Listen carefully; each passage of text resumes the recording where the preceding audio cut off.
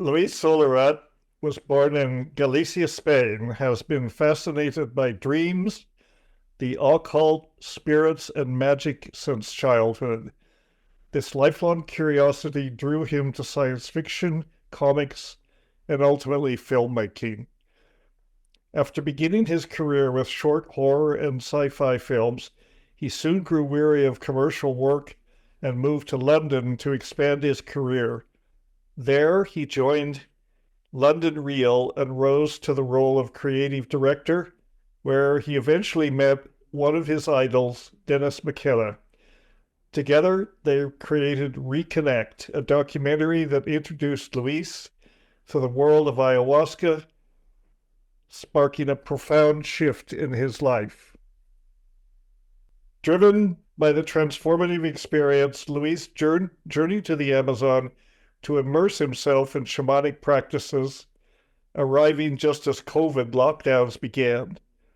This unplanned extended stay led to Psychedelic Pandemic, an award-winning documentary chronicling his time in the jungle. He spent 3 years in the rainforest undertaking dietas, facilitating ayahuasca retreats, and co-creating BioGnosis with the McKenna Academy. His experiences there are shared on his YouTube channel, Dissolution, and distilled in his latest project, El Jardín de Yuriana, or Yuriana's Garden. Luis, my pleasure to welcome you to the Brain Forest Cafe. Thank you, Dennis. It's an Thank honor you to be so here, much. as you know. It's so good to, it's so good. I have been doing podcasts regularly, and they've all been good, but this is going to be one of the best, Wow. because That's your that's a big honor. creativity is just so manifest, and we've shared some rich experiences together, and so I'm glad we have a chance to share that with the rest of the world. Thank you, Dennis. You know that it's an honor for me to be here. You're a big mentor and friend and inspiration. And this is a dream to be sharing projects with you and to be now in this new adventure, Juliana's Garden, with all the support of your academy. So thank you so much. Thank You're you. welcome. You're welcome. So tell me a bit about Yuriana's Garden. This is your current project. You've done many of these things, and we can get into those. You've actually have quite a track record of making some very interesting films about the Amazon and different aspects of it. The psychedelic pandemic was amazing, and I should mention to the audience, all of this will be on the podcast website. Links to much of Luis's work, which is prolific, and also to your crowdfunding campaign for this latest project. So tell me a bit about your inspiration and what got you started in Yuriana's Garden. Well, it's a long story. So Juliana's Garden is my last short film that I'm co-creating with my girlfriend, Natalia. We both were the directors of this piece. And for first time, we are doing a piece that is a fiction film. It's a tale. It's a story. Before, I always explore all these topics through the lens of the documentary, like the one we did with you, Reconnect, or the ones you mentioned about my trips to the Amazon. But this time we wanted to push the edge a little bit and create something different, because as also in the space, there is always this approach of the themes of the Amazon, themes of the jungle through the lens of the documentary, but not through the lens of a fiction story. And we believe in the power of the stories, we believe in the power of tales and storytelling, the hero's journey, the protagonist. So we decided to make a film in the Amazon with kids as protagonists, because it's not just for kids, but kids is oriented to them and they are the protagonists of this film. And we decided to start this adventure with no support, with our savings. We jump into the middle of the Amazon and we got there. But, like this project born from a big need of giving back to the jungle. It's because after living there for 3 years, we received so much from the plants, from the people, not just the shamans, the people of the communities, the workers, how they were treating us, how they were giving us plant baths, treating us with so much care, all this knowledge that they have that is being lost. The women there are so strong, how are they holding their families. These people were our friends. We were in awe, or during these 3 years, receiving so much gifts from nature, from the people. And one of the things that we learn in the jungle is this concept of reciprocity. You learn it from the plants itself.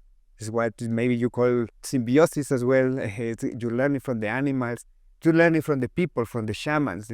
Always giving something back. So this project is our way to give back through the form of creativity, using our creativity. We both are creative persons. Natalia also work in the creative industries, me too, all my life. And we say, okay, we're here, we're doing this. What gift can be better than just creating a film, an offering, yes, something to give back. So as this story pop up, it's a story of a little girl, of a community in the jungle. It's a girl that has some communications problems with humans, but she really connects with the plants. In a way, she speaks the language of the plants. She understands, and she's very in tune with the nature itself. And the conflict of the movie starts when his father decides to sell his house and move the family to the city because his mother is sick. So this conflict creates in her a kind of shamanic initiation through a dream, through blah, blah, blah.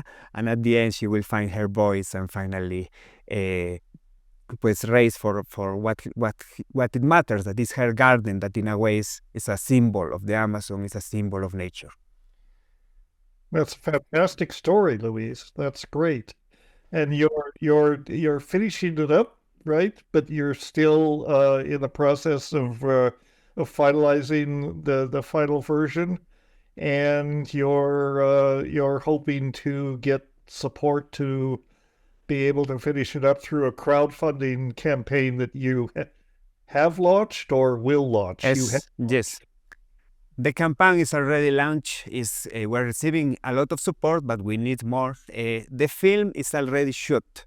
We work in this retreat center, facilitating ayahuasca ceremonies for 3 years. I met my girlfriend there.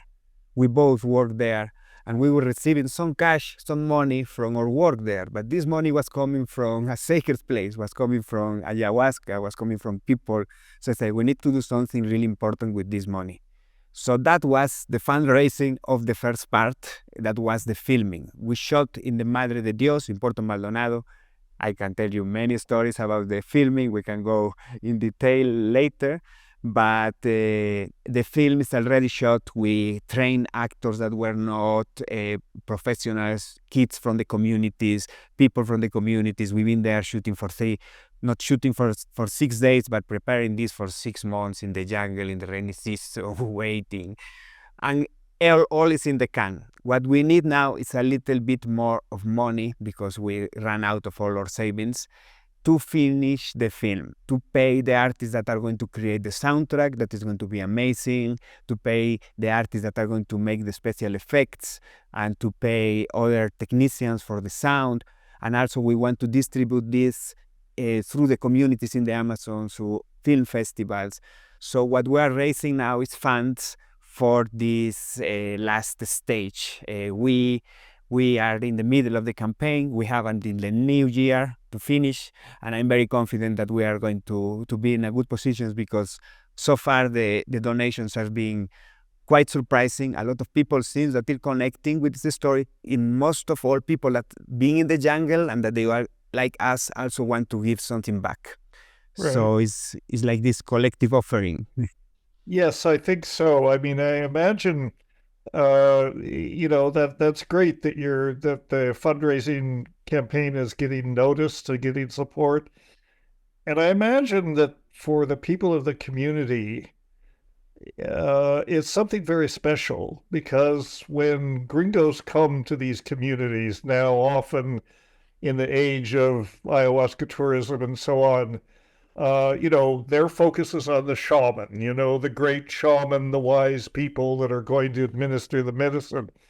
And not to diminish that, but it happens in the context of a community. These shamans are members of community, and the community life goes on, and it's kind of in the background. And it's like nobody sees that. Nobody really appreciates the life of the people. And I watched the longer clip that you shared with me, about 20 minutes, about your challenges in making this film, which were considerable. I mean, lots of Yes. things. You were robbed, your equipment was stolen. So besides running out of money, but the community, it's really in that clip, it's quite impressive the way that you built relationships, you built trust in that community. So and because you speak perfect Spanish, this helps certainly. Eventually you weren't seen as a stranger coming in to take something from the people. You became their friend, and they trusted you, and it's like creating this gift that you're going to share with the people, and the world. And I think the world is going to respond. I think this is potentially going to get a lot of recognition at film festivals or wherever you do show it. And, the McKenna Academy, which you've already done this fantastic film for us, BioGnosis. So anything that we can do to help this, because this is exactly the message that we want to propagate, the idea of reciprocity, preservation of the knowledge, relationship with the plants, and mainly the people. The The people people. have to live in these communities, and it's not a luxury life. It's a very difficult life. And you brought that forth very clearly in the BioGnosis film.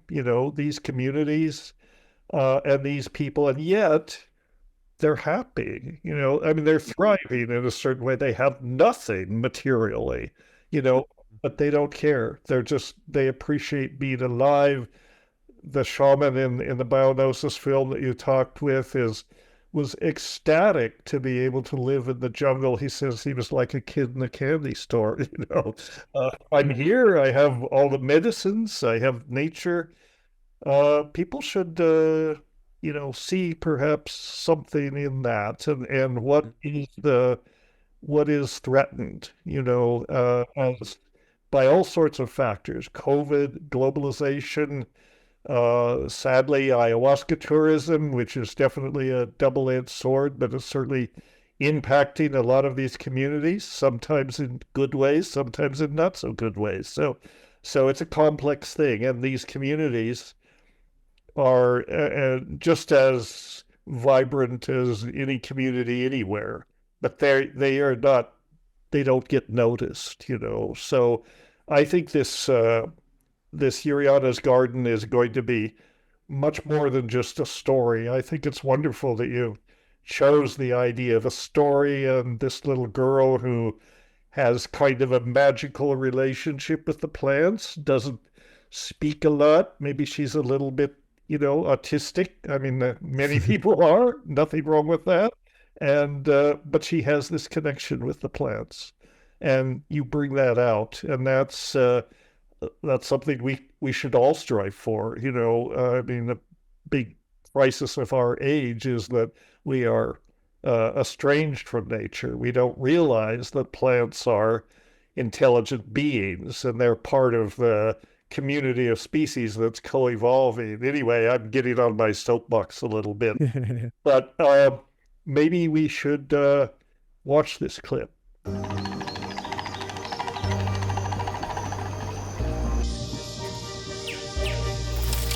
No debiste recoger ese picaflor. Un picaflor muerto siempre trae mala suerte. Algo malo va a pasar.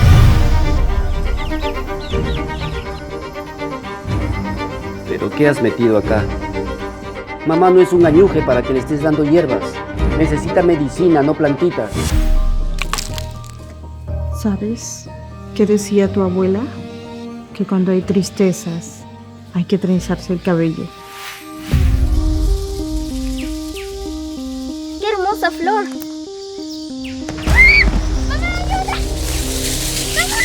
Es como una niña, Ignacio. Una niña que no entiende nada. Juliana, vamos juntos antes.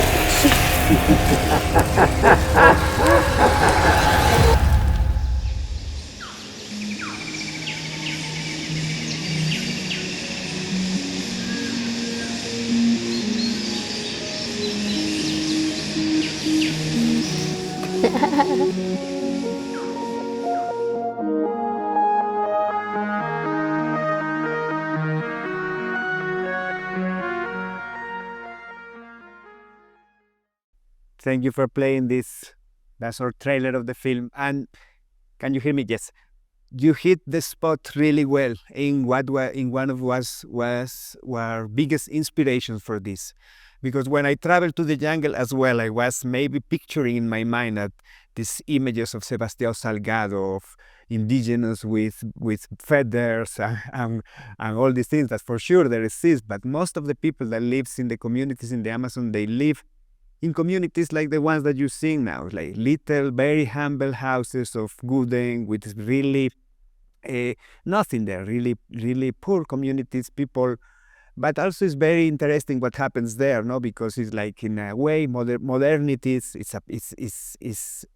bleeding in through the iPhones, through the phones, through the internet, and there is an interesting mix of these two worlds colliding. But they don't get noticed. But there is a lot of knowledge there, like the mothers of these kids that live there, they still treating them with plants when they are sick. They know all the remedies around. When we were sick, working in the center, all the local workers that they were our friends, they were always giving us like remedies with plant baths, or if they were seeing that maybe me and Natalia were angry, as also we have like a plant bath to harmonize our relationship. Amazing knowledge. They know everything about single plants, and this is what we want to honor. We are giving back to these people because these were the people that was around us, that they were our friends, that it was our inspiration. And there is not a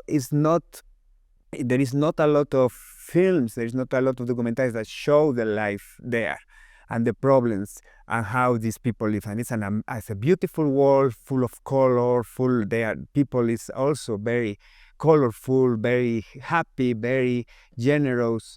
And this is we are honoring them. This is we're honoring our friends from there. We're honoring all the things that they taught us, all the stories they share about chuyachakis and spirits of the jungle, and be careful at night in the jungle. All these things that like it's not lost, but you can feel that it's getting forgotten by new generations, by the new kids with the internet. They are not as interested in the plants. So that's why we are also choosing to have kids as protagonists, because we want to show this to the kids of those communities, because sometimes maybe they don't see it as us as foreigners. we know how toxic is outside, and when we see this world, as you say, you can feel like this richness and this happiness. So that's the world that the film lives in, and it's very important for us to be there, to not go to the super exotic shaman or to all these things that yes, they get the attention, but most of the reality of the jungle are people living in places like this. Right. For this is a lived reality. It is not really a story. You're putting it in a story context, but this is real for them, and the intelligence of the plants, the intelligence really of nature that permeates the Amazon, and they are immersed in it. They are part of this, and that's what this story really brings out. I think it's a wonderful story, and I hope it gets a lot of attention. I have the feeling it will. I mean, obviously we're here to explore your work, and we've said many times that Luis has a YouTube channel that shows his work, which is quite extensive. And you know, there is the crowdfunding campaign, but if you go to YouTube and you just put Luis's name in, you'll see what comes up. An incredible production of many things, you know, much of it having to do with the Amazon, and that's kind of a recent thing that's happened. Your work has evolved. I mean, you've done amazing sci-fi, short sci-fi pieces and that kind of thing. I think your movie on sacred tobacco is utterly amazing. Uh, but let's wind back the clock a little bit. I first met you, I think it was in 2016, maybe something like that, maybe a little earlier than that, when I came to the UK for a conference. And you were working with Brian Rose at the time, who did London Real, and you were his cinematographer and basically event producer. And I was just there for a few days, and he phoned me up, or somebody did, and said, "You have to come over for an interview." I said, "Oh, I don't have time, I can't." And he said, "No, just, we'll send a cab, come over." And so I went over, and we had a very nice conversation, fireside conversation. And that's the first time I met you. And like so many of these celebrities, you were there, you were doing the filming, very quiet. We didn't really interact that much, and then another couple of encounters I'd had with Brian on subsequent visits, again, you were there because you were pretty much by his side all the time when he was doing these things.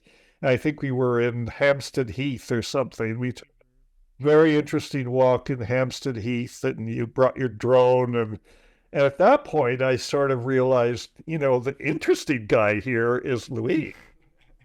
Brian is just a stuffed shirt. I mean, he's just a talker, No disrespect intended. He's all right. He's okay. But he is, his interest, his celebrity depends on people like you. Put him in a good light, show him always in a good light, and then you step out of the way. But then I began to realize, you're the cool one, you're the creative one. And that was affirmed later when we did this, I persuaded Brian, and you didn't need persuasion, but I persuaded Brian to come to I persuade him a lot as well. Believe me, I push a lot to make that amazing film happen as well, Reconnect. That film Reconnect, you had to push it a lot to do that. Yeah, well, it seemed to be quite natural, and that's really, I don't know if people can see it other than on the London Real website, but it's an excellent film about. It's in my YouTube channel at the moment. If somebody wants to see it, they can find it there. I uploaded it myself. It's where? In my YouTube channel, you can see the film. Okay, it's on the film, yeah. It's very interesting, that film, because the way it's structured, it's very personal. It's about Brian, basically. It's about Brian's sort of entrance into this encounter with the medicine, expecting some kind of life transformation, and the way it's put together, it's like I am urging him to go to Costa Rica, and I've been going to Salterra fairly regularly, and basically we had a conversation, and I said, "Brian, I don't know what you're doing, but whatever it is, forget it. Drop everything, come to this retreat, and take ayahuasca, for God's sake." And and he did, and you were with him, and we did some good footage there, and then eventually that film was released. And I've heard many good things about that film. People were very impressed with it. But then you had worked with Brian for quite a while, and you were getting a little bit burned out, or maybe bored or something, and so you decided. And I think the retreat at Costa Rica kind of opened your eyes to the Of course, ayahuasca is very interesting. I need to learn more about this. So of then what course. happened? You left and you went to the Amazon, and Yes. what happened? What happened exactly? That's what I remember. I was having an interview with the shaman of Soltara for the film, Wheeler, and he told me about dietas. I never heard about the process of dieta before then. He told me how he was learning from plants and how the songs that he was singing was being received by dreams. I mean, I've been open to dreams all my life, and that really put something in my life. Okay, I want to do this. Someday I'm going to do this, but how can I do it? I'm just a guy that lives in London. How can I get into the jungle myself? I'm going to get devoured by jaguars and stuff like that. but that idea was planted in me and was like, wow, that there is something profound there. So, and also that during that film was the first time I tried ayahuasca. I was very familiar with other psychedelics, DMT, mushrooms all my life, but my first ceremony was there in that Maloca, and was crazy, but also opened me up. And then I came back to London, and to finish the film took me maybe 1 year more or something like that, because it was stopped, and then I had to. And for that moment, already my life in London, I was becoming a little bit jaded. Not only for the work, in a way, all this capitalist dream of was fading out. My career, like I was feeling that the life was something more than just that. Um, um, and then one day, when we were finishing the film, something appeared in Facebook, and it was like this retreat center that was actually offering dietas that you could just go and they were going to assist you. So I booked it. I booked it I was in the office and I booked it. And I told Brian, it's like, I'm sorry, but I need a break. I don't know if I'm going to come back. I don't feel that my life in London is making me happy. I'm going to the Amazon. I'm going to do this. So I booked it, and this was 9th of March 2020, the day of the year of the pandemic. By then, everything started to feel a bit weary. But I booked a flight to Brazil. I traveled all the jungle, to the Amazon River, through Manaus. I went to Leticia in Colombia. My plan was to get to Iquitos. And during that trip, everything started to collapse. The world started to close down. I was going border after border was closing down. And, like I passed Brazil. That day, Brazil closed down frontiers, then Colombia. And then I'm finally in Peru in the 15th of March. That is the day that they declared the state of emergency in Iquitos. I arrived to Iquitos at 11 p.m. at night. Everybody told me that it was a very dangerous city. I didn't know where to go. I went to a hostel, and the guy told me, okay, Luis, like the city is locked. You need to leave tomorrow from the hotel. I said, okay, no, a friend is coming for me. It was a lie. I didn't have anybody. So for a moment that night was like, wow, I traveled so far to be locked in this hostel in Iquitos. If people went to Iquitos, they know how the hostels are there. It's not the nicest place in the world. Right. And yeah, this happened. I couldn't believe it, what was happening. The world was collapsing. And then I received a call from the center, like, it was a couple of days before my date where I should start my dieta. Say, if you are here, if you are in Iquitos, we can pick you up now. I said, yes, let's go. And we went into the jungle, literally. You can see this in one of my documentaries. I remember this like a movie, like leaving this road of Iquitos. Everybody was packing boxes in the cars, was chaos, traffic. And as we were going through this road, the noise started to fade out, and we started to listen sounds of the jungle. I got into the jungle at night, and everybody there was kind of freaking out as well, like, what are we going to do? And they told me, well, if you want, you can start your dieta tomorrow. I say, okay, let's do it. It's like, I'm going to pass my quarantine here. I booked for 15 days of dieta, and in that moment, the quarantine was supposed to be 15 days. So I say, okay, nice. I do my dieta, and then I can continue travel, going to Machu Picchu, doing my things. But obviously that never happened. But I had that first dieta in that context of fear, in that context of uncertainty,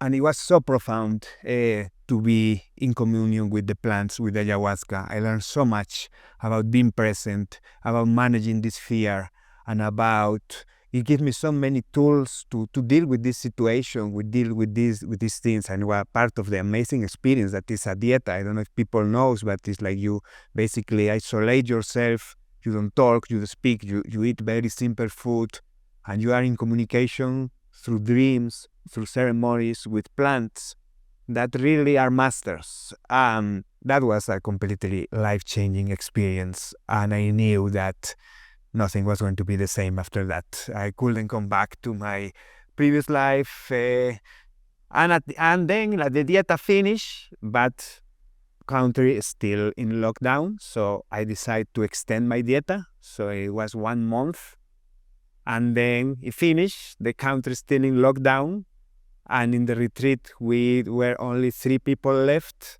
the shamans and the family of owners. And in that moment I stepped out of dieta, but I couldn't leave.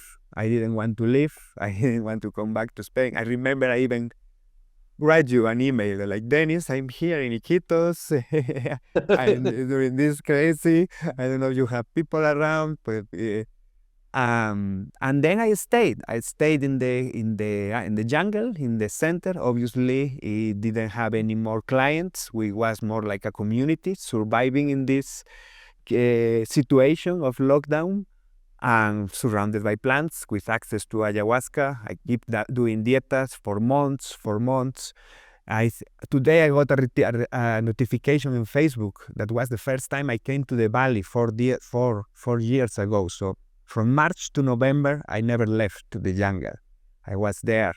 And there I formed a lot of the relationship with the people of the communities around. And it was really beautiful to be there. Also, they suffered a lot. It was very, very life-changing experience to be there. And then, yes, that was my initiation in a way. I really felt that this was the place to be. And in the moment that the retreat started to receive guests again, I started to facilitate there, to help, because they didn't have staff at that moment. Right. So at the beginning, were like 1 people, 2 people. And then I stayed there for another 2 years or more, like helping and learning how to work with the plants and with ayahuasca and with master plants, and assisting other people by doing this. And that was beautiful. That was also a really very richful experience. There is where I met my girlfriend. She also came to do a dieta, and then she stayed. We become, she became my girlfriend. We lived together, we worked together, and we both were receiving, so as I said before, so many gifts from the people, from the plants, from everything that yes, this is also when it was the time when luckily I was there, and you had this project BioGnosis. And Right. during the lockdown, I happened to be there, and that in a way make things much more easy, because you save money sending crews and all in these crazy trips that they were impossible. So it was very synchronistic in a way. It was magical, and I still have goosebumps about like how perfect timing was, Mhm. and since Yeah. then, yes. It was actually very synchronistic, very fated. This joining this retreat center, and then you stayed on as a facilitator, and effectively you transitioned from being a guest to being staff. Mhm. And I don't know the people that ran the center, but I think they must have been remarkable people to welcome They are. you. Is that center still in operation? Are they still there? Yes, they're still there. It's a center called Psychonauta Foundation, run by an amazing family. I'm very grateful because they allow me to stay with them. I become part of the family, and I will be always grateful to them in a way as well. for me to helping them was a way to give back to all the support, because they were challenging times, and we were like they were my family, and they still are. Now they are a very big center. When I was there was much more a small operation, but yeah, it was a beautiful time. I don't discard to come back to that space, because facilitating and guiding people and being supporting people during their trips is really an amazing process. But also I got to a point that I had to move on, and that I have to in between other things start this project, this film. And also, as you were saying, ayahuasca tourism is a double-edged sword, and I don't know where my mind is at the moment with that. So I'm just stepping out a little bit from that world. Yeah. But the center that you were working with, and these people, they were Dutch or something. Is that right? Polish. It's a Polish family. British. Polish. What? What? Polish. Oh, For Poland. okay. But they were clearly doing it in the right way. They had their hearts in the right place, and when this crisis came along, they welcomed you, and so as you know, there are hundreds and hundreds of retreat centers around Iquitos. A lot of them, I wouldn't go there on a bet, No. But No. is this one that you would recommend to people? Yes, I would recommend it. This was my home. So for sure, it's like What is a it lot of called? intake. Where can people? Psychonauta Foundation. Psychonauta Foundation. Psychonauta, because it's close to the tongue of Nauta, so it's a wordplay. Psychonauta, right. It is. It is close to Nauta. All right. Well, those of you looking for a good experience around Iquitos, note that down, because I think I've not been to that center, but next time I have time in Iquitos, I may go there, because I feel like with your experience with it, I would go there and I would feel like it was a place that could be trusted, and so forth. So and then yes, you mentioned that while you were there, we came up with this idea of doing the BioGnosis film, and we had a little bit of money, not enough. There's never enough money, but you were the right person at the right time.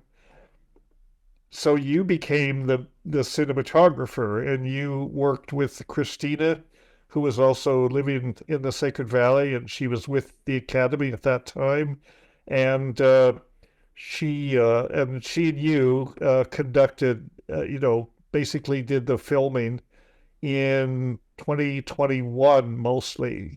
The fall of 2021, you built the film. Then you worked with Greg Hemmings at Hemmings House. Exactly. Put this together, and it's actually a wonderful film. It's a great film. It's a good testament to your skills as a filmmaker.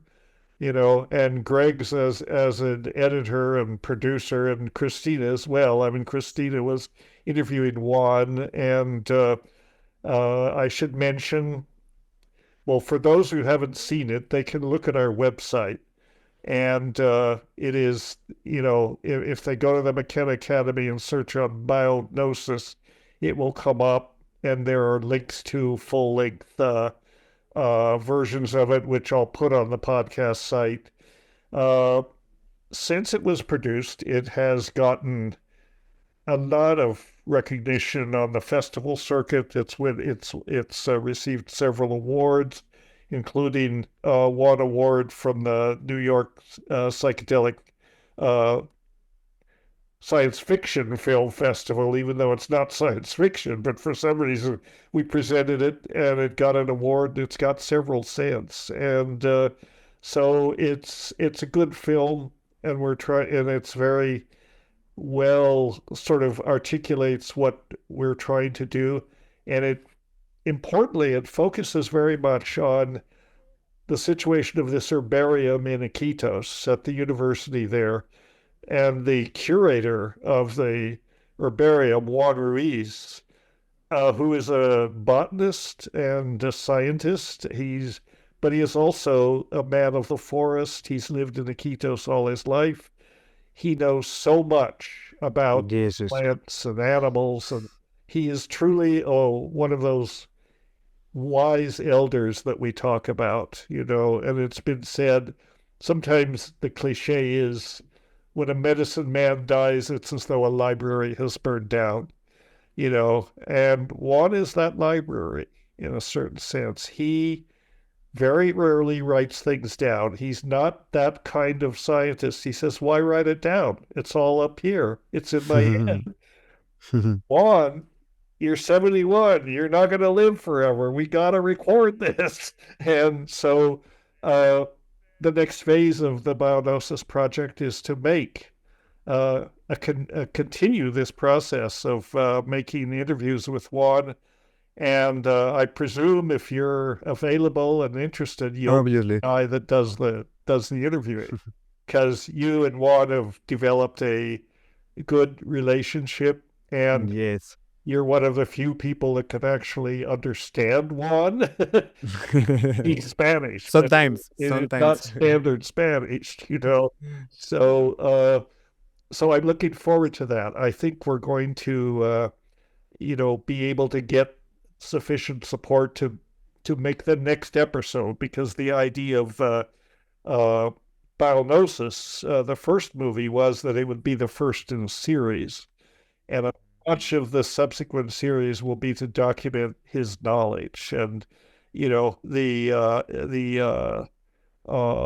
experience that he has needs to be recorded, and we all the herbarium is now even fallen more on hard times. They've had to close the herbarium, so they No. they have no funding. Juan's been forced to retire more unwillingly. There's no money, to very, very small pension to support him.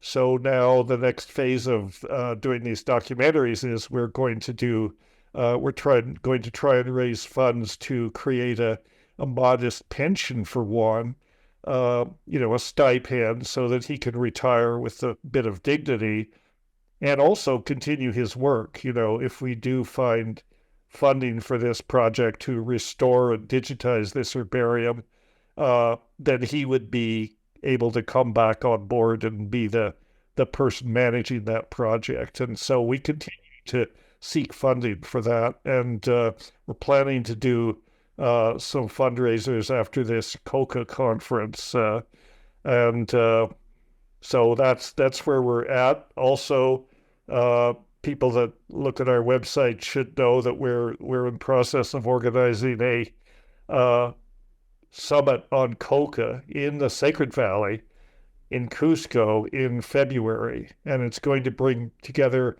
many high-profile people in the area of coca. The McKenna Academy is mostly about psychedelics, but coca is one of these plants that is important, and it's been stigmatized because it's the source of cocaine. So we're going to try and change that conversation, bring drug policy experts, scientists, geneticists, taxonomists, entrepreneurs, and so on to the Sacred Valley for this COCA summit. And again, people can see the details on our website. And we hope that you can support that and also attend if you're interested. Of course. Spots for guests. We have about 10 open spots, so we do welcome people to attend. And you will be again at the center of the whole thing, because you'll be doing the interview. You'll be doing the interview, Video production, filming of so another phase in the process, and I'm excited about the COCA summit, because it's potentially could really make a difference.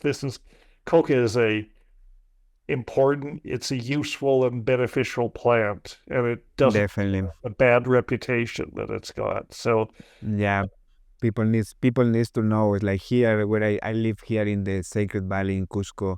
Coca is everywhere, no? Like people is chewing them, people using them for offerings, people using them for prayers. We were talking about reciprocity, no, before.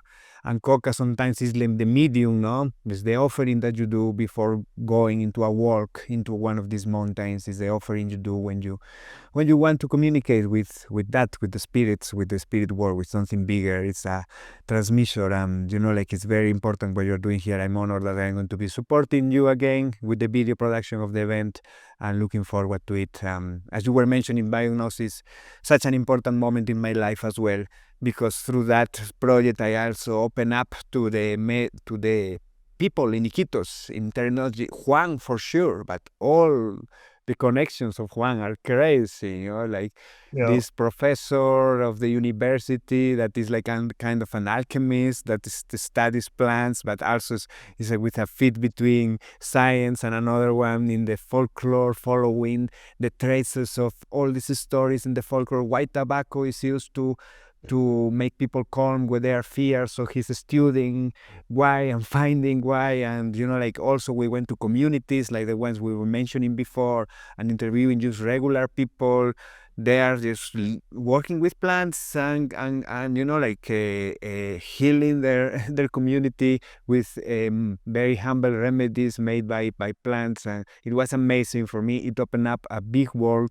And it was like also part of the inspiration of this Yuriana's Garden was the journey we had through BioGnosis, the people I met there, and the wisdom I was able to get in touch by doing that project. So thank you again. Thank you for thank you. Don't thank me. Thank you for being on the spot in the right place at the right time. I think without you, we wouldn't have been able to do this little documentary. And because you were there, and because you had all the skills and all the background of being in the jungle now, and of course speaking Spanish so well, you were able to pull this off. So the movie is actually a wonderful, wonderful movie, and it does, and the documentaries that we're doing for BioGnosis is really in the context of this larger ambition that we have that we may not ever be able to realize, but the idea of digitizing this herbarium, saving this herbarium, and bringing, the collections are a gem, the collections are a treasure in a certain way. Many people don't understand. People can relate to the idea of botanical gardens, but a library of dried plants, what's that about? They can't. I didn't know it before I went there as well. But what herbaria are very important, and they're being neglected today in biology. Herbaria are a record of the collections of the plants in the area, and it's historical. I mean, you can look at specimens in the herbarium of Iquitos that were collected as long ago as the 1900s, and many of those plants may not be there anymore. So the record of when and where they were collected, and every plant has that, at least, where and when it was collected, and usually what it is. If often we don't know what it is. But so that library is an important resource. And this relates to conversations we've had, and conversations I've had with many. A lot of the McKenna Academies is to bridge indigenous knowledge to scientific knowledge, build bridges. These things are not in opposition to each other. These things enrich each other, and that's what we're trying to do. So, and we're going to construct an interface with the herbarium so that people can not only look at the specimens, but they will be able to basically cruise through a virtual rainforest that will be key to where these specimens are located in the jungle. So it'll be kind of a, visionary rainforest, we're calling it. But there will be an app that we'll build. So that people can upload information. And this is something we want to make available to people in the communities where this work is done. So if a person in a village that has plant knowledge, if they want to share that with the world, they can upload what they know through this app. Amazing. And then the other thing is we also respect intellectual property and indigenous knowledge. So this is not something it's something we're encouraging if they want to. And if they don't feel like they want to share their knowledge, that's perfectly okay too. This should be something that comes from the people. We don't want to be colonial about it, or neo-colonial. It's a tool that they can use if they wish to. And, in my own experience, somewhat less than yours, certainly, but in my own experience as a botanist and collecting plants and collecting information about the plants, usually people want to tell you about the plants. They recognize this knowledge. They want to share it. It's not like you're there to steal something. They're eager to share it. And at least that's been my experience. And I think it's very sad in some ways that the younger generation, in these communities, unfortunately, in some ways, they all have iPhones, they all have access to video games, and now, Starlink is coming in and putting all the Exactly. communities on the internet. I think this is not a good thing, frankly. I think this is a threat to the cultural integrity. I don't think we need to homogenize these communities, to the global internet. We should have the sense enough to respect them and respect the integrity of these cultures, and not, the more you're looking at a screen, the less you're looking at what's in nature. Exactly. And these kids, they should be encouraged to look at nature. They should be encouraged to look at the plants around them and talk to the people in their communities. They know more than some clown on YouTube. Exactly. You're And that's self-accepted, of course, but you know what I mean. They should go talk to their grandmother, their grandfather, talk to people that they know and respect. yeah, and in a way that's a little bit what I can offer, because I'm not from the jungle. I'm coming from the modern world. I live in London for 9 years in a hyper capitalist industrialized city, and these people were a little bit shocked. It's like, what are you doing here with us? It's like everybody see us as we have it figured out, as we have better lives, as we have more technology, cars, we have everything that they are being shown in these screens that they are getting there. So it's like, in a way, for us, this project is just a way to say, hey, wow, look at what you have. Maybe you don't realize, because you live here all your life, but we don't have that already. We are lost. Our traditions have been lost by hundreds of thousands of years ago. We lost all this wisdom. We lost all this knowledge. We lost all this care that you have for nature, or this connection, and this is priceless. And just if with our film, one kid that's of these communities, or maybe one kid from the modern world as well, can see plants differently, can see that maybe there is more intelligence in the natural world that any artificial intelligence or any technology company is going to give you. There is more entertainment, there is more wisdom, there is more adventures, there is more magic, and that's the word as well, magic, because I think technology is amazing, but in a way it sucks out the magic from the natural world, because Yes. all that appeared in the screen looks so amazing, and the video games and the new movies and everything, that you start to be less and less sensitive to what amazing, like a sunset, a plant, or like to how amazing can be a dream that you have during that at night. Why do you need artificial intelligence or virtual reality having this adventure? But you need to pay attention.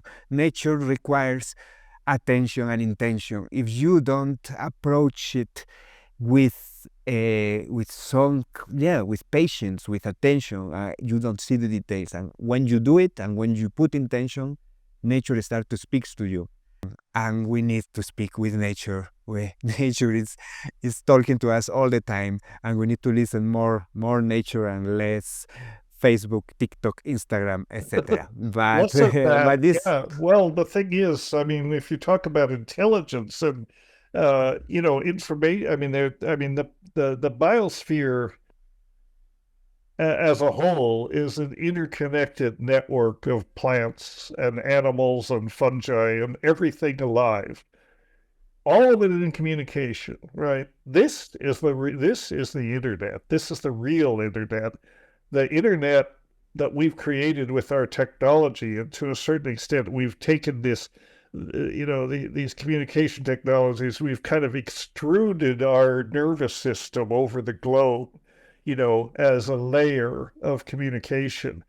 But beneath that layer is a much more rich and real area of communication, which does not use bits, ones and zeros, does not use these machine forms of communication. So, it uses real direct experience, the experience, for instance, that you can only have on something like ayahuasca, a direct experience of the plant intelligence and really of the global mind, which is always there. But nobody's going to see it if they're too busy watching TV or looking at screens, that becomes, and the sad thing is, the people that are immersed in these social media technologies and so much is they're not happy. They're not. exactly. They're isolated. They're lonely. They feel despair, and this is not good for us. Basically, I mean, what we need is a balance. Sure, you use technology. I use technology. We're using it right now. What we need to do is achieve a balance so that we become able to use these technologies without becoming enslaved by them. And that's what I see doing. And of course, the corporate overlords that run the world, they want us to be enslaved by Of course. and they want us to be separated from nature and from each other because it doesn't serve their purposes for us to be talking to each other and talking to nature. And, we have to resist this, Mm-hmm. For me, I experienced this, like, I was all about technology, video games, films, everything, all my life, and I have like a shock therapy when I went to the jungle and I got locked down for months. Then I got a phone card at some point, but maybe for 6 months, I didn't have access to phone. I have to really limited access to the news or to all of that. I was in the jungle having the most simple life of my life, like we were cooking in fire, we were living in houses of wooden with not even walls. They were like mosquito nets. There were no separation between me and the wind outside and the rain.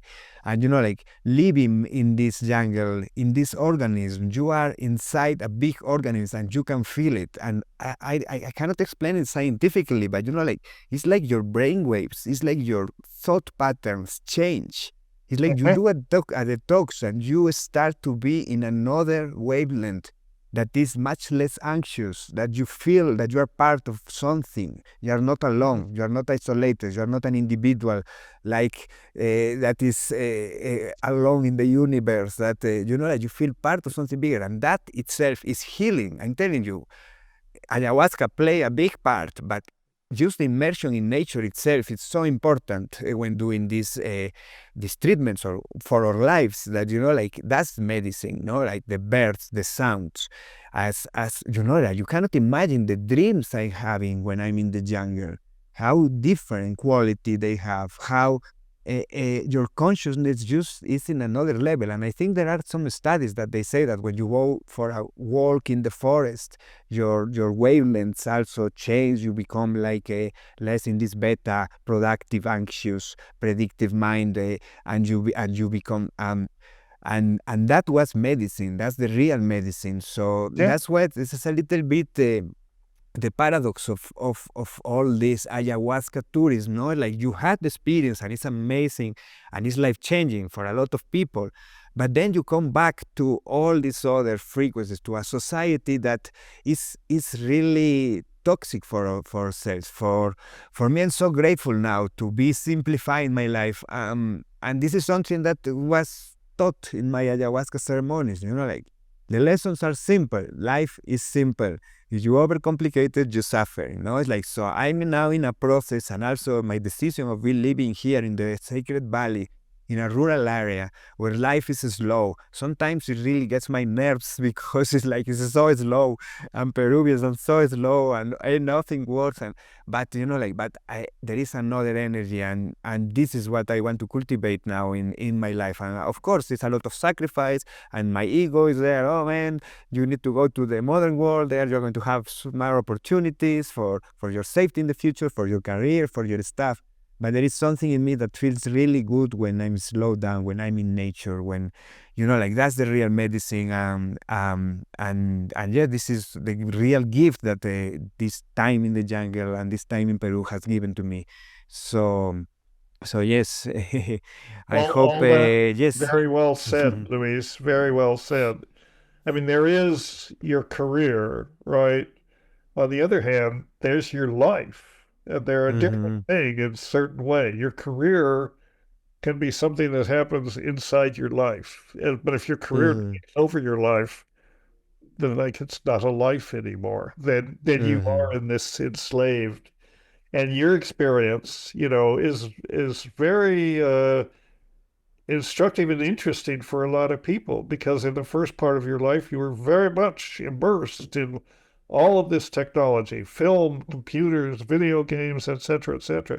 You took that knowledge with you. You did very well in it. Then you went to the jungle, and you have these experiences. You didn't lose the skills that you had, but you applied them in a different way. And now we see the results. So you are just a pretty amazing person, actually.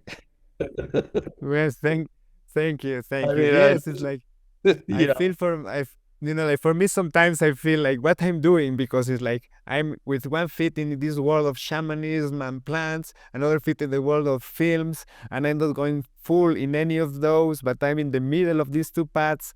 But more and more, and like life is just showing me, like by meeting people like you, by being in projects like the one that we've been involved, that there is some need, maybe, or this is how I see myself, to tell the stories about the medicine, about psychedelics. Is difficult to explain. Sometimes they are or either stigmatized or the opposite. They are shown like a miracle, that right. ayahuasca will cure all your projects, and this becomes also very problematic in a way, because people comes with some expectations, and then it's like, so by navigating these worlds and by myself practicing and being in touch with plants, I still doing dietas. I'm doing, for me, it's a practice that I need to do once or twice per year, because it's like we were saying, it's like a detox of technology, a detox of news, a detox of people, of everything.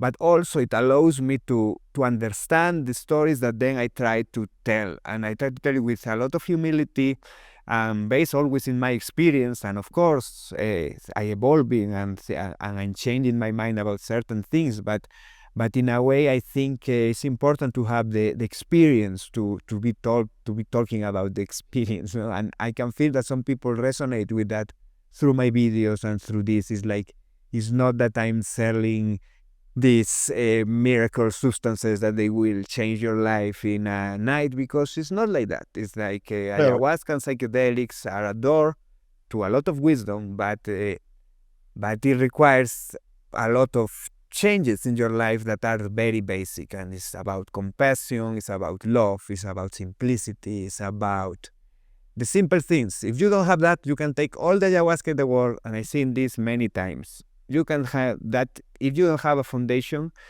of some ethics, or it can go very, very wrong as well. No, like Yes. can create like a Yes. lot of ego problems.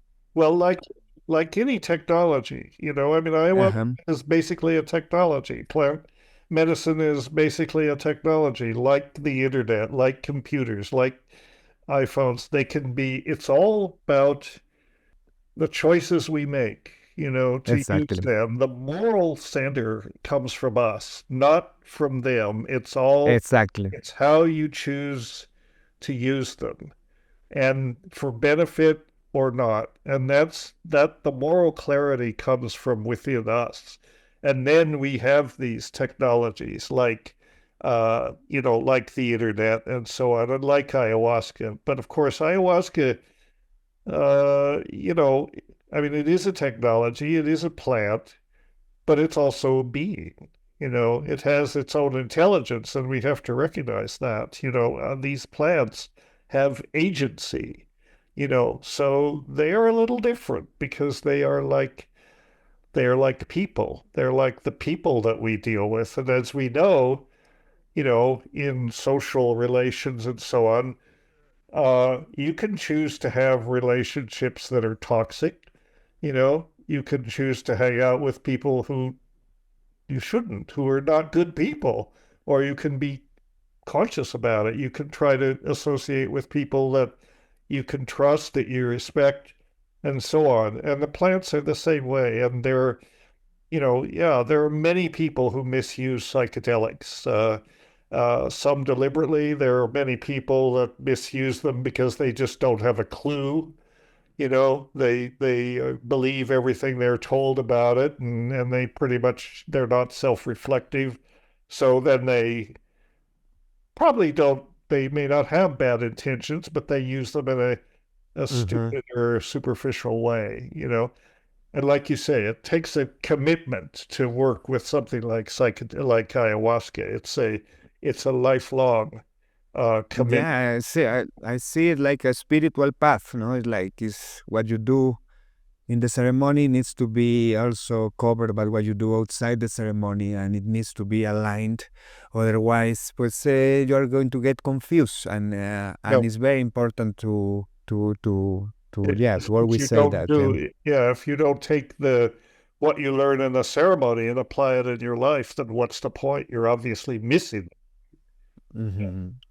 Well, And that takes time, and that takes a lot of time. That's what people are sometimes say, like, okay, I'm going to change in one day. No, there's like patience with yourself and compassion with yourself, because changing patterns, changing behaviors takes a lot of time.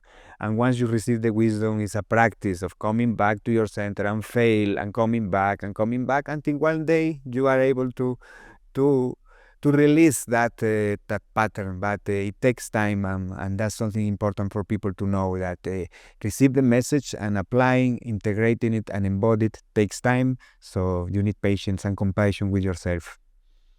yeah, yeah. Well, this has been a fantastic conversation. I mean, we could go on and on and on, but I think this is a good place to bring it to a close. If there's anything you'd like that we haven't said that you would really like to say, No, and nothing. It now, was amazing. oh, Amazing conversation. Thank you for your support. Just to anybody that wants to watch a little bit more about our film, we're having a making of series. We're having a lot of media. It's not just the film, it's all our adventure going there. You can find that in my YouTube channel or in my website. This is probably the best way, luis-solarat.com. okay, And if you want to support us, we need help.